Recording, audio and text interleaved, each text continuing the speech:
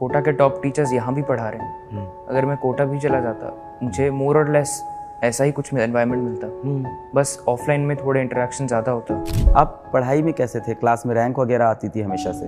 Sir rank का system ऐसा नहीं था, पर परफॉर्मेंस ठीक ठाक रहती थी क्लास में, क्योंकि साइंस और मैथ्स उनमें इंटरेस्ट था। सर पेरेंट्स का तो फुल सपोर्ट था डे 1 से, क्योंकि कभी ऐसा प्रेशर नहीं था कि इतने मार्क्स लाने या इतना रैंक लाना या इतना कभी नहीं कोई कॉलेज कभी नहीं बोलते इस बार नंबर क्यों कम आए टेस्ट में? गेमिंग का शौक, कोई डिस्ट्रैक्शन, सोशल मीडिया का शौक? सर जब तैयारी के टाइम पे तो कुछ नहीं था। हाँ पहले तो करता था 10th में, जो आप सब्जेक्ट्स पढ़ रहे हो उनमें एक इंटरेस्ट डेवलप करना बहुत ज़रूरी है, ताकि आप वो 2 साल की जर्नी या 1 साल की जर्नी में आप। जय हिंद, मेरा नाम है अलक पांडे और आज मेरे साथ जेईई एडवांस 2024 के टॉपर छात्र सुशांत पाड़ा मौजूद हैं। सुशांत जम्मू से आते हैं और सुशांत को मैं ऐसे जानता हूँ, ये फिजिक्स वाला के क्लास 11th के जेईई के तैयारी बैच, पहले अर्जुना जेईई से थोड़ी बहुत पढ़ाई करते थे। उसके पश्चात लक्ष्य जेईई बैच, जो क्लास 12th का जेईई आईआईटी जेईई का प्रिपरेशन का बैच है, मेंस और एडवांस का लक्ष्य जेईई बैच, उससे इन्होंने पढ़ाई की है। उस बैच के ये एयर बैच में भी सिलेक्ट हुए, फिर वहाँ से इन्होंने पढ़ाई की और अभी जेईई एडवांस के अंदर बहुत ही बेहतरीन स्कोर इन्होंने फोड़ा है। तो सुशांत की कहानी आज हम लोग सुनने जा रहे हैं। सबसे पहले सुशांत, बहुत बहुत बधाई हो। Thank you sir. कैसा लग रहा है आपको? अच्छा लग रहा है। पहले से एक्सपेक्टेड थे? सर थोड़ा एक्सपेक्टेशन था कि इस रेंज में आ जाएंगे मार्क्स, बट फिर जब पेपर हुआ तो उसके बाद तो पेपर तो अनएक्सपेक्टेड था, हमेशा तो रहता है। मार्क्स देख के तो अच्छा ही लगा। ठीक है, तो सुशांत कहानी शुरू से शुरू करेंगे। सबसे पहले आप ये बताएंगे कि आपका जन्म कहाँ पे हुआ, घर में कौन कौन है, माता पिता क्या करते हैं, भाई बहन कितने हैं? सर मैं जम्मू से हूँ, बॉर्न एंड ब्रॉट अप। वहाँ पे घर मेरी मदर है स्टेट सिविल सर्विसेज में, केएस हैं वो, और पापा डॉक्टर हैं। घर में एक मेरा छोटा भाई है। तो पढ़ाई का माहौल है घर में? Mummy civil service competition beat करके बैठी हैं, पिताजी डॉक्टर हैं, तो काफ़ी पढ़ाई का माहौल है। सर माहौल तो है पढ़ाई का, बट कंपेटिटिव नहीं है इतना। ऐसा क्यों? सर कभी ऐसा प्रेशर नहीं था कि बहुत एक्स्ट्राऑर्डिनरी परफॉर्म करना है। बस ये प्रेशर था कि पढ़ाई में एक हार्ड वर्क मेंटेन रहना चाहिए। अपने थोड़े शुरुआती दिन बताइएगा, बचपन के जो याद होते हैं, फर्स्ट सेकंड थर्ड क्लास में आप पढ़ने में कैसे थे, दोस्ती यारी कैसी थी, घर पे आपको कोई पढ़ाता था, ट्यूशन सेंटर जाते थे, कैसे? सर अर्ली तो मैं बस स्कूल की पढ़ाई में काफ़ी इंटरेस्टेड था। मुझे वो पढ़ने का जो सिस्टम है वो बहुत अच्छा लगता था, अलग अलग बुक्स पढ़ना अच्छा लगता था। करिकुलम के बाहर की भी? जी, और पेरेंट्स भी उसमें बहुत सपोर्ट करते थे। स्कूल के सब्जेक्ट्स तो पढ़ाते थे, साथ में वो और भी बुक्स लाया करते थे, जैसे जो बच्चों के लिए होती है इंसाइक्लोपीडिया टाइप बुक्स, हाँ, एटलस, वो सब। तो वो मैंने बहुत पढ़ी थी। उनसे एक साइंस में एक क्यूरियोसिटी डेवलप हुई, स्पेशली फिज़िक्स में बहुत इंटरेस्ट डेवलप हुआ। तो वो ही लेटर ऑन कैरी हुआ स्कूल में। फिर 11th 10th पास करके फिर डिसाइड किया कि पीसीएम लेना। आप पढ़ाई में कैसे थे? क्लास में रैंक वगैरह आती थी हमेशा से? सर रैंक का सिस्टम ऐसा नहीं था, पर परफॉर्मेंस ठीक ठाक रहती थी क्लास में, क्योंकि साइंस और मैथ्स उनमें इंटरेस्ट था, तो उनमें परफॉर्मेंस भी अच्छी रहती थी। और बाकी सब्जेक्ट्स एवरेज, बिलो एवरेज। तो ऐसा नहीं हुआ कि कभी क्लास में आप first rank, second rank, third rank आ रही हो? नहीं सर, फर्स्ट रैंक कितना ऐसा नहीं था, बट ठीक ठाक रैंक आ जाती थी। बढ़िया। तो फिर आपने आईआईटी की तैयारी करनी है, ये पहली बार, डेफिनेटली आपके पेरेंट्स बहुत एजुकेटेड है तो वहाँ से सुना होगा, पर आपका खुद से मन कब किया कि हाँ यार आईआईटी करना है? दोनों चीज़ें बताएं। सर इतना इंटरेस्ट नहीं था इसमें, इतना अवेयरनेस भी नहीं थी आईआईटी के बारे में, बस जनरल आइडिया था जेईई और आईआईटी। बट फिर जब 11th में आके कोचिंग ज्वाइन की, एक लोकल कोचिंग ज्वाइन की और कुछ महीने वहाँ पढ़ा, फिर धीरे धीरे अवेयरनेस बनी। Almost mid 11th Diwali break, उस टाइम तक मुझे क्लियर हो गया कि अब इसी पे फोकस करना है। जनरली जो बच्चे इतनी अच्छी रैंक लाते हैं, इतने अच्छे नंबर लेके आते हैं आईआईटी एडवांस के अंदर, वो 9th क्लास से तैयारी शुरू करते हैं। तो आपने 9th क्लास से तैयारी नहीं शुरू की थी? नहीं सर, जेईई के लिए तो बिल्कुल नहीं शुरू की थी। पहली बार फिजिक्स वाला को कब जाने, अर्जुना जेईई बैच कब लिया, ये सब कब हुआ? सर ये उसी टाइम पे हुआ था जो दिवाली ब्रेक होता है, और जब 11th का एक कोर्स ऑलमोस्ट ख़त्म होने वाला होता है, तब मुझे लग रहा था कि लोकल कोचिंग में जो ऑफ़र हो रहा है वो इतना अच्छा नहीं है, और वहाँ का सिस्टम इतना कंड्यूसिव नहीं है मेरी लेटर प्रिपरेशन के लिए। तो मेरे कुछ फ्रेंड्स ने सजेस्ट किया मैंने भी कुछ लेक्चर्स देखे, मैंने अर्जुना बैच तब ज्वाइन किया। तो कुछ लेक्चर lectures यूट्यूब पे देखे पहले? नहीं सर, यूट्यूब पे नहीं देखे, मैंने अर्जुना बैच के ही देखे, क्योंकि मैंने फ्रेंड से यही सुना था कि अर्जुना बैच में जो पढ़ाया जा रहा है कंटेंट वो अच्छा है। पर आप अर्जुना बैच में अक्टूबर नवंबर में आए हो, हाँ, तब तो फिर कुछ खास ज़्यादा बचता नहीं पढ़ने के लिए। कुछ चैप्टर्स जो मैं सोच रहा था कि मैंने नहीं पढ़े हैं वो यहाँ से पढ़ लेता हूँ ताकि एक आइडिया लग जाए। और टीपीपीस देखी, टेस्ट्स के पैटर्न देखे, तो मुझे लगा ये बहुत बेटर एनवायरनमेंट है। फिर 12th में सीधा इसको लक्ष्य बैच ज्वाइन कर लिया। शुरुआत से लक्ष्य बैच? ये सर, डे 1 से। पर आपको ऐसा नहीं फील हुआ, आपको या घर वालों को, ठीक है जिस लोकल कोचिंग आप ऑफलाइन जा रहे थे वहाँ नहीं समझ में आ रहा था, तो आपको ऐसा नहीं लगा यार ऑनलाइन की जगह ऐसा करता हूँ मैं कोटा चला जाता हूँ या किसी और स्टेट चला जाता हूँ जहाँ बहुत अच्छी ऑफलाइन कोचिंग है?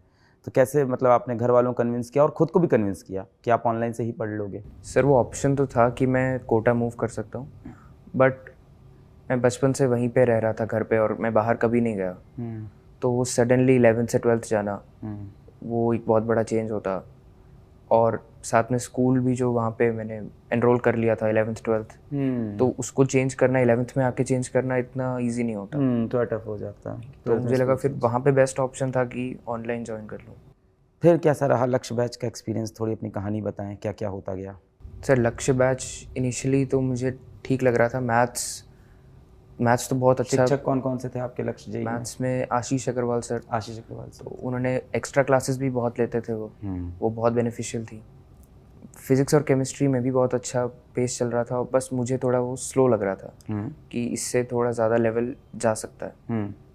बट वो इनिशियली कुछ 1-2 महीने चला, और उसके बाद एयर बैच का अनाउंसमेंट हुआ, और एयर बैच का एक सिलेक्शन टेस्ट हुआ। तो उसमें मेरा सिलेक्शन हो गया, तो फिर मैंने एयर बैच फॉलो किया। आप बहुत सीरियस थे जब एयर बैच का अनाउंसमेंट हुआ था कि इसमें सेलेक्ट होना ही है? जी सर। 11th की पढ़ाई क्या एयर बैच में कराई गई लक्ष्य एयर में? सर एंड में जब एक बार सिलेबस कंप्लीट हो गया, मेंस से पहले जो रिवीजन क्लासेस थी उनमें थोड़ा कंटेंट मिला 11th का, जो एडवांस के लिए शायद हमें ना आता हो, क्योंकि हम सब पढ़ के आए हैं, लेकिन हो सकता है उस लेवल का हमने ना पढ़ा हो। तो वो सब चीज़ें क्लियर हुई, और उससे काफ़ी हेल्प हुई। वो 11th का ही पोर्शन था, बट सिर्फ एक एडवांस लेवल पर, जितना हमें आता है उसके बियॉन्ड। कंटेंट इतना हार्ड नहीं है आई वुड से, क्योंकि सेम चीज़ें जो लक्ष्य एयर में पढ़ाई जा रही हैं कभी ना कभी वो लक्ष्य बैच में पढ़ा देंगे, या तो वो लेटर ऑन किसी टेस्ट में आएंगे वो क्वेश्चन, या वो किसी एडवांस सेशन में पढ़ाया जाएगा। बस एयर बैच में क्या है, वो सब चीज़ें एक साथ भी पढ़ा देंगे, और जितने डाउट्स है वो वहाँ पे क्लियर हो जाएंगे। और लक्ष्य एयर में ऐसा भी है कि जितने बच्चे बहुत सीरियस हैं अपनी पढ़ाई के लिए वो आपको आसपास दिखते हैं, तो कंपटीशन आपको ऐसा दिख जाता है जो आपको पुश करता है। इस पूरी प्रिपरेशन के अंदर माता पिता का कितना रोल था, कितना सपोर्ट था? कभी डांट पड़ जाती थी? सर पेरेंट्स का तो फुल सपोर्ट था डे 1 से, क्योंकि कभी ऐसा प्रेशर नहीं था कि इतने मार्क्स लाने या इतना रैंक लाना है या इतना कभी नहीं कोई कॉलेज चाहिए। कभी नहीं बोलते इस बार नंबर क्यों कम आए टेस्ट में? सर नंबर देखते थे, थोड़ा उसका आइडिया रहता था, और पूछते थे कि कहाँ प्रॉब्लम आ रही है, और अगर मार्क्स कम आ रहे हैं तो क्यों आ रहे हैं। लेकिन वो एक बहुत सपोर्टिव एनवायरनमेंट था। और फिर जब वो हुआ कि लोकल कोचिंग में मुझे इतना हेल्पफुल नहीं लग रहा था, तो उन्होंने ही सपोर्ट किया, क्योंकि ऑफलाइन से ऑनलाइन जाना, और उसमें भी आप क्योंकि पूरा दिन घर पे हो, सोशल इंटरेक्शन एकदम ज़ीरो, तो उसमें वो पेरेंट्स को भी लगता है कि क्या वो इतना हेल्पफुल होगा, क्योंकि वो बहुत बड़ा चेंज है। तो उन्होंने समझा था और फिर सपोर्ट किया। टेस्ट में नंबर आपके कैसे रहते थे?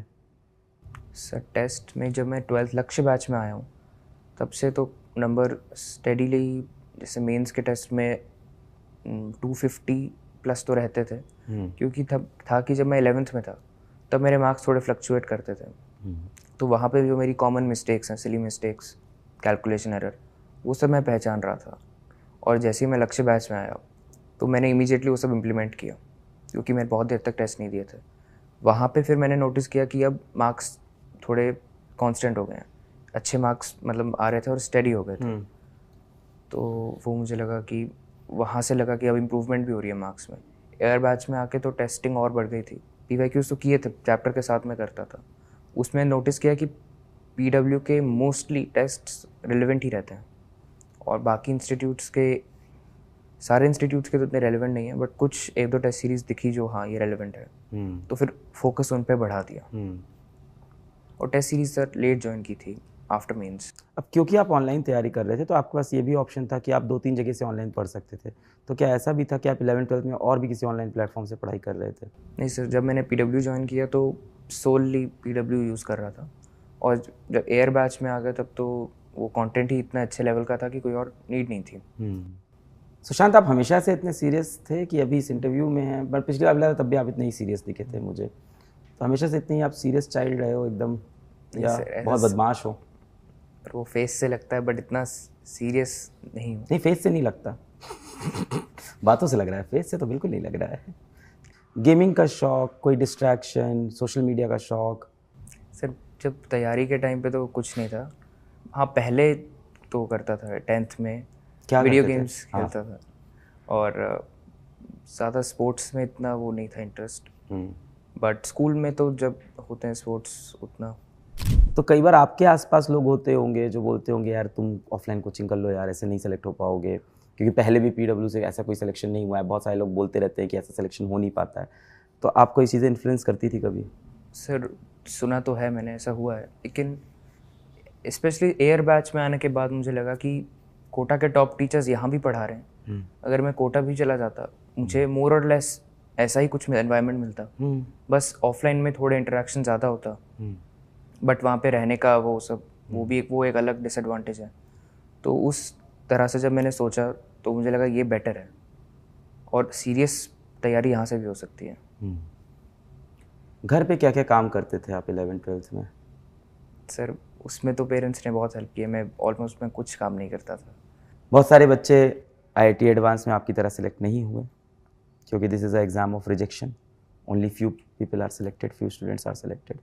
What is your message to the student जो इस साल हो सकता है और ड्रॉप लेंगे, ड्रॉपर ईयर प्रयास बैच में पढ़ रहे होंगे पीडब्ल्यू के, या बहुत सारे बच्चे जो इस टाइम अपनी IIT की तैयारी शुरू किए होंगे, अर्जुना जेई के अंदर होंगे, उन सब बच्चों के लिए, दोनों के लिए क्या क्या मैसेज होंगे? सर, पहले तो मैं ये बोलूँगा कि आपको जो आप सब्जेक्ट्स पढ़ रहे हो उनमें एक इंटरेस्ट डेवलप करना बहुत ज़रूरी है, ताकि आप वो 2 साल की जर्नी या 1 साल की जर्नी में आप प्रॉपरली पढ़ सको। आपको सब्जेक्ट में थोड़ा इंटरेस्ट बनाना चाहिए। पहला फोकस हमेशा होना चाहिए कि क्लास में जो पढ़ाया जा रहा है उसको आप 100% अब्जॉर्ब करो। कंसेप्चुअल क्लैरिटी बनना सबसे इम्पॉर्टेंट है। उसके बाद जिस तरह से टीचर्स कह रहे हैं जो आपको प्रैक्टिस करनी चाहिए, उसके अकॉर्डिंग वो प्रैक्टिस करो, और टेस्ट्स फॉलो करो। टेस्ट से एक रिवीजन की रूटीन भी बन जाती है, और आपको अपना एनालिसिस भी मिलता है। तो आई थिंक वो पैटर्न जो बनता है, अगर आप उस पैटर्न को फॉलो करोगे, बीच में जहाँ गलतियाँ हो रही हैं गलतियों को पकड़ोगे, उनको इम्प्रूव करोगे, गलतियों को नोट डाउन करके फिर डाउट्स पूछना, खुद सेल्फ इम्प्रूवमेंट करना, और जो क्वेश्चंस कर लिए उनको रीअटेम्प्ट करना, रिवाइज करना, वो एक इम्पॉर्टेंट पार्ट है। तो वो करते करते आई थिंक आप ओवरऑल आपको खुद समझ में आएगा कि आप कहाँ पे लैक कर रहे हो, कहाँ पे आपका स्ट्रेंथ है। उससे आप आई थिंक परफॉर्मेंस अपनी खुद एनालाइज कर पाओगे, और वो सबसे बड़ी स्ट्रेंथ है। अगर आप खुद अपनी प्रिपरेशन के मास्टर बन जाओगे, आपको खुद अपनी प्रिपरेशन हैंडल करनी है, वहाँ से आप आई थिंक आगे का फिर क्या रेलिवेंट है क्या नहीं है, that you can do on your own. तो मेन आई थिंक गोल यही है। सही बात है, आप खुद ही अपने मालिक हो, यही बात आपने रिट्रेट की। 11th की अगर बात करें तो आप एक लोकल कोचिंग है उसे छोड़ के आए, फिर अर्जुना जेई बैच आपने ज्वाइन किया, अक्टूबर-नवंबर में काफ़ी लेट हो गया था। तो शुरुआत के चैप्टर्स निकल गए थे, तो उनको कैसे कवर किया? सर हाँ, बहुत चैप्टर्स थे जो लोकल कोचिंग में भी कवर नहीं हुए थे। उनके लिए फिर मुझे लगा कि इस टाइम पे बेस्ट होगा अगर मैं बुक्स लेके सेल्फ स्टडी करूँ। फिज़िक्स में जैसे मैंने फिज़िक्स गैलेक्सी की बुक्स ली थी, उनसे मैं थ्योरी पढ़ रहा, थ्योरी, एग्जाम्पल्स और एक्सरसाइज सारा कुछ वहाँ से किया। और वैसे करके मैंने जैसे मैकेनिक्स 2, थर्मल फिज़िक्स, और जो 11th के एंड में जो सारी फिज़िक्स होती है मोस्टली वहाँ से पढ़ी है। मैथ्स में भी कुछ चैप्टर्स सेंगेज से पढ़ने की कोशिश की थी। किताबों से पढ़ते थे आप? हाँ खुद सर, से? मेनली ये फिज़िक्स में ही मेरे लिए अब अच्छा लगा मुझे कि फ़िज़िक्स में इसमें बेनिफिट मिला है। मैथ्स में तो ऐसा है कि आपको कोई अच्छा टीचर चाहिए जो आपको गाइड कर पाए कि कैसे सोचना है क्वेश्चन में। तो मैथ्स में तो आई थिंक मैंने टीचर्स को ही फॉलो किया, जो चैप्टर्स छूट गए थे वो टीचर को बोला, उन्होंने पढ़ा दिया। यहाँ पे असल में बात ये है कि आपका फिज़िक्स में इंटरेस्ट है, इसलिए आप ऐसा कर रहे हो। कोई और बच्चा ये भी कह सकता है कि मैथ्स में खुद से पढ़ सकता हूँ और फिज़िक्स में मुझे टीचर्स की आवश्यकता है। हाँ सर, फिज़िक्स में पर ऐसा भी है कि आप जो डिफरेंट अप्रोचेज़ हैं, जो डिफरेंट सिचुएशंस हैं, उनको एक बुक एक डिसेंट लेवल तक एक्सप्लेन कर सकती है। मैथ्स में बट एक जो सर्टन लेवल ऑफ अंडरस्टैंडिंग चाहिए, वो धीरे धीरे आती है, उसमें टीचर हेल्प कर सकता है, बुक भी हेल्प कर सकती है। हाँ, एक्सपीरियंस पे भी डिपेंड करता है। अगर आपको फिज़िक्स पढ़ने का ज़्यादा एक्सपीरियंस है, आपको बुक्स रीड करने का, जैसे एनसीईआरटी भी अगर आप फिज़िक्स की पूरी पढ़ लोगे, वो भी अपने आप में काफ़ी अच्छी बुक है इन टर्म्स ऑफ जो कंटेंट उसमें दिया हुआ है, जिस तरह से एक्सप्लेन किया हुआ है।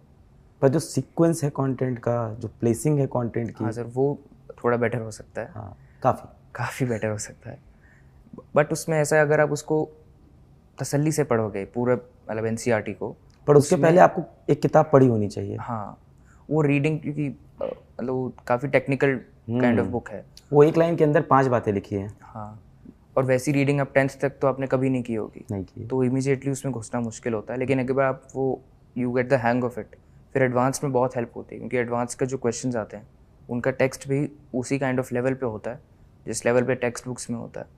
तो उससे एडवांस में भी बेनिफिट मिलता है, आपकी रीडिंग फास्ट हो जाएगी और आपकी रीडिंग एक्यूरेट हो जाएगी।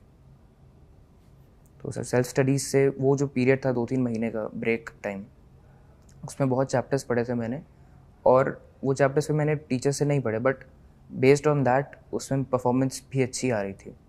तो वो पीरियड मुझे लगा उससे काफ़ी इम्प्रूवमेंट हुई थी एडवांस के लिए, क्योंकि जो रीडिंग हैबिट बिल्ड हो गई थी वहाँ से, वो रीडिंग हैबिट आगे भी कंटिन्यू हुई, और फिर पेपर्स में भी दिखता था कि रीडिंग टाइम कम लगता है और पेपर में रीडिंग मिस्टेक्स कम होती हैं। फिर जब 12th में आया तो ये भी देखा कि अगर आपका कोर्स थोड़ा फास्ट पेस पे चल रहा है तब उसको भी हैंडल कर पाओगे, क्योंकि बुक्स पढ़ने से आप अपने पेस पे चलते हो, लेक्चर में आप टीचर के पेस पे चल रहे हो। ऑल्दो लेक्चर में टीचर अपनी तरफ से बहुत इनपुट देता है, लेकिन बुक से पढ़ने में आपको एक फ्रीडम है, क्योंकि आप जल्दी पढ़ सकते हो और कुछ चीज़ें आप ज़्यादा डेप्थ में समझ सकते हो, क्योंकि टीचर तो बोल के आगे बढ़ जाएगा और बहुत बार लगता है कि समझ में आ गया है। लेकिन बुक से पढ़ते पढ़ते आपको वो कॉन्स्टेंटली अपने आप को क्वेश्चन करना पड़ता है, एक एक लाइन के बाद, क्या मुझे ये समझ आया। तो वो बुक मल्टीपल रीडिंग्स के बाद वो बुक से जो एक बेनिफिट मिलता है वो भी बहुत हेल्पफुल होता है। तो अगर टाइम मिले तो कुछ टेक्स्ट बुक्स फिज़िक्स में एटलीस्ट रीड करने से मुझे लगता है हेल्प हो सकती है। मैं हंस इसलिए रहा हूँ कि तुमने फिजिक्स को पकड़ रखा है कि मुझे पसंद है, अब सबको पसंद करा दूंगा।